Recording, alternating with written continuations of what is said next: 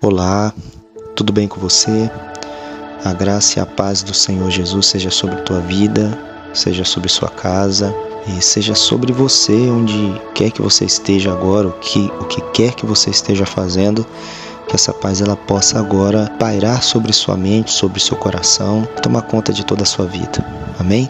Eu quero falar de algo que o Espírito Santo trouxe ao meu coração. Segundo Crônicas, capítulo 5, versículo 14b, diz o seguinte: porque a glória do Senhor encheu a casa. É muito interessante porque essa é uma palavra que está referente àquele tempo quando o templo de Salomão foi construído. Teve aquele episódio muito forte da manifestação da presença de Deus naquele lugar, no qual está registrado na palavra de Deus que a glória do Senhor encheu toda aquela casa depois de uma linda oração que Salomão fez com muita humildade, entregando e derramando seu coração diante da presença de Deus. Deus respondeu aquela oração, manifestando ali a sua presença através da sua glória, através inclusive fisicamente como de uma fumaça, diz a palavra de Deus, e a sua manifestação era tão poderosa, tão grande, as pessoas elas não conseguiram ficar dentro daquela casa, ficar dentro daquele templo. E é muito interessante porque o Espírito Santo ele me fez entender, na verdade, o caminho percorrido para que essa glória enchesse aquela casa. E algo muito interessante que o Espírito Santo pôde me mostrar é que nessa jornada, para entender o caminho percorrido por essa glória, o Senhor me levou em Gênesis capítulo 29, versículo 31 ao 35, que mostra ali uma sequência do nascimento dos filhos de Lia, que era uma das esposas de Jacó. A própria palavra diz, ali a partir do versículo 31, desse capítulo 29 de Gênesis, que quando Deus viu que Lia era desprezada, então Deus ele fez ela ser fértil, mas Lia ela tinha um foco no seu problema, tinha um foco ali na situação de desprezo que ela enfrentava. E isso é refletido pelos nomes dos seus filhos. Por exemplo, o primeiro filho, ela colocou o nome de Rúben, que significa atendeu a minha aflição. O segundo filho, Simeão, porque era desprezada. O terceiro filho, Levi, porque ela dizia, agora meu marido se unirá a mim. O quarto filho, porém, algo aconteceu com Lia e ela colocou um significado diferente dos outros 3 primeiros filhos que ela tinha tido, que foi o nome de Judá, que significa agora louvarei ao Senhor. E o que mais é interessante nessa palavra é que nesse versículo 35 diz que logo depois que ela teve Judá, cessou de dar à luz. Obviamente nós sabemos que Lia ela teve mais filhos, mas o ponto que o Espírito Santo quis chamar a minha atenção foi justamente para esse versículo 35, porque mostra claramente que quando Lia estava focada no seu desprezo, no seu problema, inclusive transferindo isso para os seus filhos, ela não conseguia sair daquela situação. Mas quando ela se apercebeu de que Deus estava com ela, de que apesar da sua situação, de que apesar do seu desprezo, Deus a abençoava, estava com ela, ela de certa forma ela entendeu o que o Senhor estava falando. E ela, no quarto filho, falou o seguinte, agora eu louvarei ao Senhor. Sabe o que é interessante? É que Deus, de alguma forma, Ele está chamando a gente com essa palavra, nos convidando a mudarmos o foco do eu, para direcionarmos nosso foco para Ele, mesmo passando por problemas, mesmo passando por situações difíceis. E essa mudança de foco é de tal modo que não seja mais necessário Ele nos dar filhos para atender nossas carências emocionais, mas nos elevar ao nível de que nós é que vamos entregar nossos filhos a Ele, assim como fez Abraão e assim como fez Ana. E sabe o que é mais interessante, que me chamou a atenção? É que na verdade toda essa fertilidade que Deus derramou sobre Lia foi uma forma de Deus chamar a atenção de Lia para Ele mesmo. Foi como se o Senhor estivesse falando para Lia, Lia, olha, eu estou te dando filhos, mas na verdade eu estou te dando filhos para que você possa os devolver para mim, para que você possa olhar para mim. Na verdade o seu foco agora está para suas dores, para suas carências emocionais, mas na verdade eu quero que você volte os teus olhos para mim. Então Deus derramou uma fertilidade sobre Lia proporcional ao seu nível de carência emocional. ao seu nível de desprezo, para que Lia pudesse ter força e entendimento suficiente e poder de crescimento suficiente para chegar no nível que ela chegou, de ter Judá e dizer: agora eu louvarei ao Senhor. Mas sabe o que é interessante? É que essas duas pessoas que eu falei agora há pouco, Abraão e Ana, eles não precisaram ter filhos e filhos e filhos e filhos para entender esse princípio primeiro. É por isso que Abraão, ele é considerado o pai da fé, e isso lhe foi imputado por justiça. E não obstante, Ana, que entendeu o propósito, foi mãe de um dos maiores profetas que Israel já teve, que foi Samuel. E a pergunta que fica, obviamente, mas não sem resposta: será realmente que Deus queria matar, acabar com a vida de Isaac, fazer com que Abraão sacrificasse o seu próprio filho ali sobre aquela pedra? Nós podemos perceber pela própria palavra de Deus que claro que não. Mas Deus queria sim algo. Deus queria que Abraão pudesse sacrificar Isaac no seu coração. E é o suficiente para que Deus possa entender que Ele é único na nossa vida. Porque nada que está entre nós e o nosso Deus, que está impedindo o relacionamento, ele pode permanecer se nós de fato quisermos ter um relacionamento mais profundo com o Senhor. E nós vamos entender isso mais para frente. E sobre Ana, é muito interessante, porque Ana, ela orou para que tivesse um filho. Mas sabe o que mudou na vida de Ana? Quando de fato ela conseguiu atingir isso? Quando ela decidiu entregar a Deus o filho que ela ainda não tinha. Então quando ela fez essa oração, ela falou: Senhor, se tu me deres um filho, eu te darei. Então ela entendeu e ela entrou nessa atmosfera. Ela entrou nesse nível de entendimento espiritual de que na verdade não é Deus que deve nos dar coisas, mas nós é que devemos entregar tudo para Ele.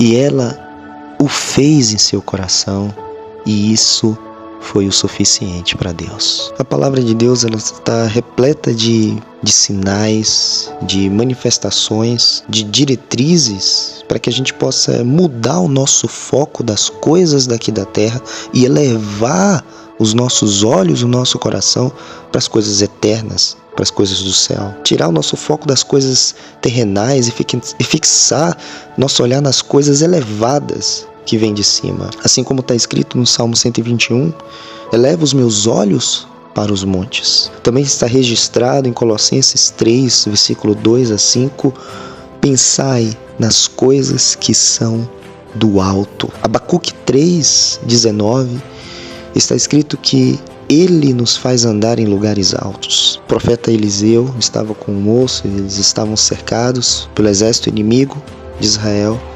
E o moço que estava com ele estava aterrorizado. Eliseu fez uma simples oração: Senhor, abre os olhos dele para que ele veja. E quando aquele moço olhou para os montes estavam cheios de carros, de cavaleiros e de carros de fogo.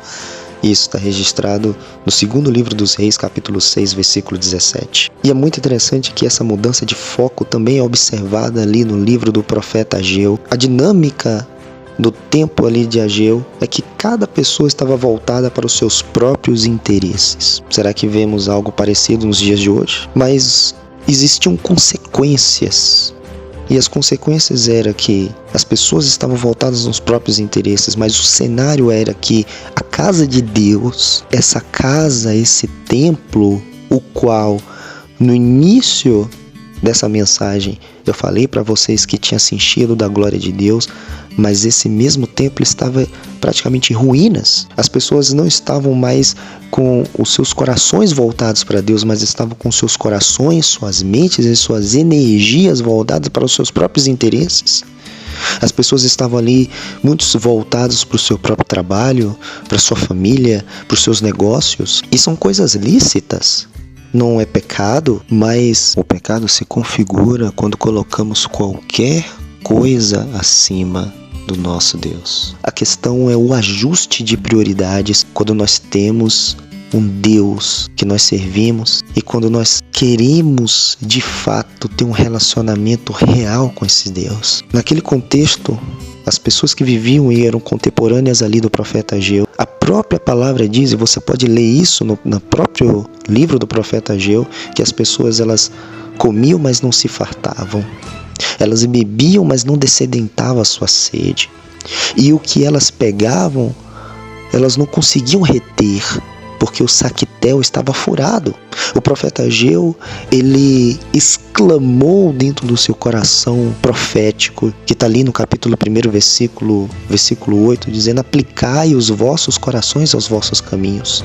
Subiu ao monte, levai madeira e edificai a casa do Senhor. Esse foi um conclame do profeta para mostrar para as pessoas: olha, vocês devem fazer uma reflexão dos caminhos que vocês estão tomando.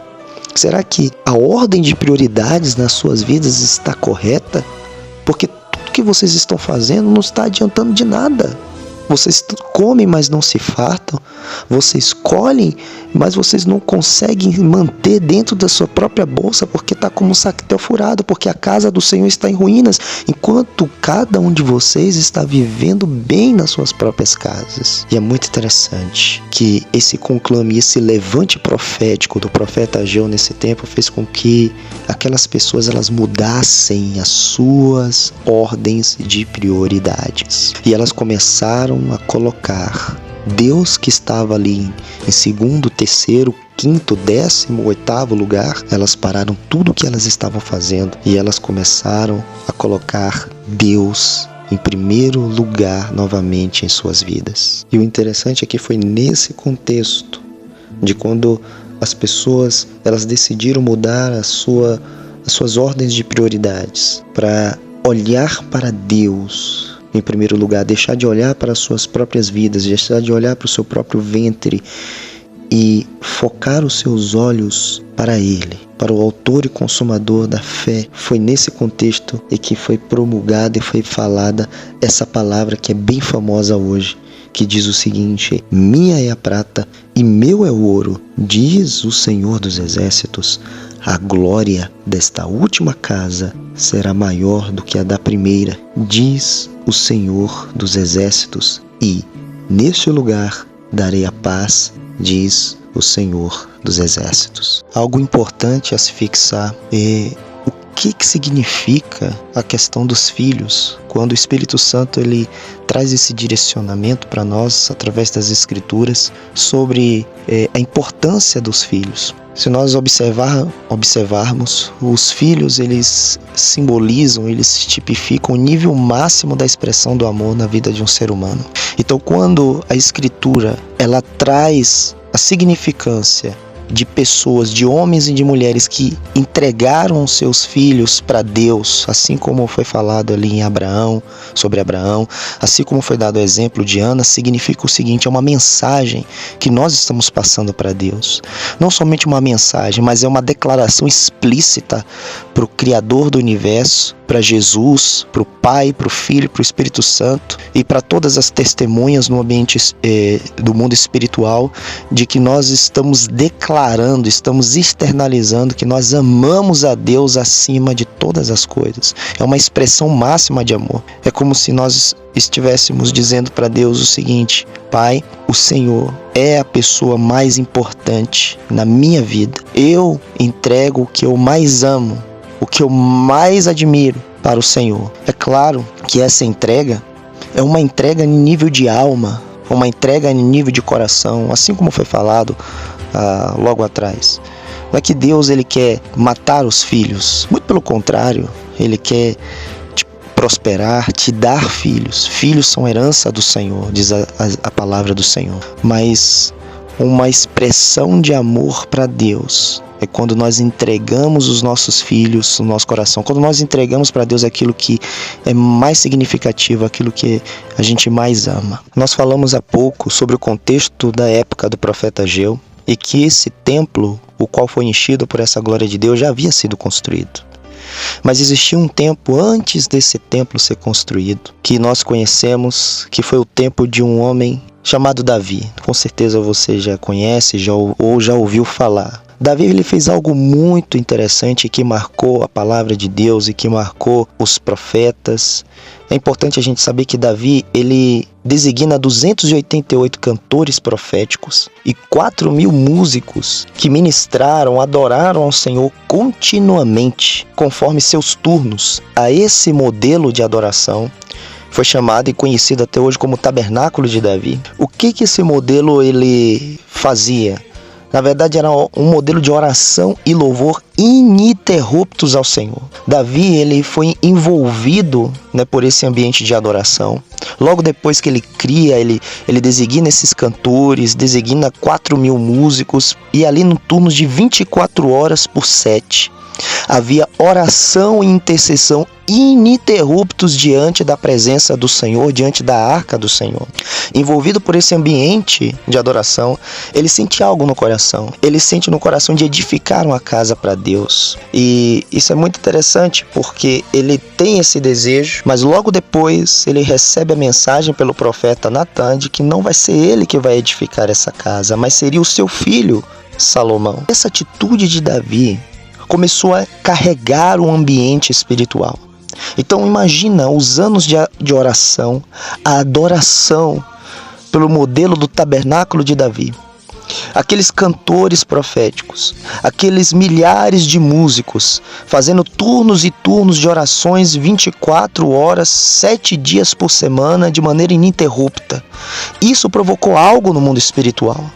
É como se carregasse um ambiente da glória no mundo espiritual. E esses anos de oração e adoração, eles encheram a atmosfera espiritual, carregando as nuvens da glória de Todo-Poderoso. Você consegue ver isso? Obviamente que o resultado disso é o que acontece ali em 2 Crônicas, capítulo 5, versículo 14, que nós lemos no início, porque a glória do Senhor encheu toda a casa. É muito interessante. Então, a oração de Salomão, quando ele terminou a construção do templo, juntando com esse ambiente espiritual carregado da glória de Deus que o pai dele, Davi, tinha feito anos atrás, num ambiente de adoração, de exaltação, de intercessão, provocaram com que naquele momento daquela oração, daquela inauguração daquela casa, daquele templo, a glória de Deus de fato viesse e enchesse a casa. Nesse sentido, nós temos uma cadeia de eventos. Oração contínua a Deus, adoração contínua a Deus, enche a atmosfera espiritual. E aí Deus enche a casa da sua glória. Esse é um tema muito profundo. Aqui nós estamos dando uma visão de maneira geral para que a gente possa entender o caminho da glória de Deus. Mas Deus ele tem uma promessa por meio dos seus profetas, que nos últimos dias ele levantaria, ele restauraria o tabernáculo de Davi, conforme está registrado em Amós capítulo 9, versículo 11. E essa restauração, o que ela faz na prática? Fazendo com que, na verdade, os homens, nesses últimos dias, se voltem novamente para Deus e ordenem as suas prioridades e se arrependam e se santifiquem desse mundo. É importante a gente saber que a santificação, ela atrai a presença de Deus. Gênesis capítulo 35, versículos 2 a 4, você pode ver Jacó, num determinado momento que ele estava na sua peregrinação, e ele fala com a sua casa, com a sua família: olha, jogue todos os deuses estranhos para fora. Vamos nos purificar, vamos trocar as nossas vestes e vamos levantar um altar ao Deus que me trouxe até esse lugar e me sustentou até aqui. Obviamente que ali naquele contexto, quando Jacó ele toma essa decisão, Deus ele toma também uma decisão de encontrar com Jacó. E tem um encontro que nós conhecemos já, onde o nome de Jacó é mudado. Isso tipificando que a nossa identidade, ela é alinhada no ambiente da glória de Deus. Então quando a glória de Deus vem, ela não vem simplesmente do nada, mas ela vem de uma origem, ela vem também de uma disposição, uma decisão que nós tomamos anteriormente diante de Deus. E essa decisão ela está relacionada ao nosso nível de entrega ao Senhor, de uma decisão pessoal, de servir a Deus de todo o nosso coração, de dar a Deus aquilo que a gente mais ama, de entregar a nossa alma, nosso ser, nosso coração, nossos filhos, tudo, de nos prostrarmos diante do Criador do universo e dizer: Pai, eu quero te adorar e te louvar de todo o coração. Eu te entrego aqui a minha vida, te entrego tudo que diz respeito a mim, te entrego o que é mais precioso, eu me desprendo agora daquilo que eu tenho de mais valor, que eu tenho de mais precioso no meu coração, para dizer: eu te amo. O Senhor está acima de todas as coisas. Eu entrego a minha vida, entrego os meus filhos para o Senhor, como sinal de que eu amo o Senhor acima de todas as coisas.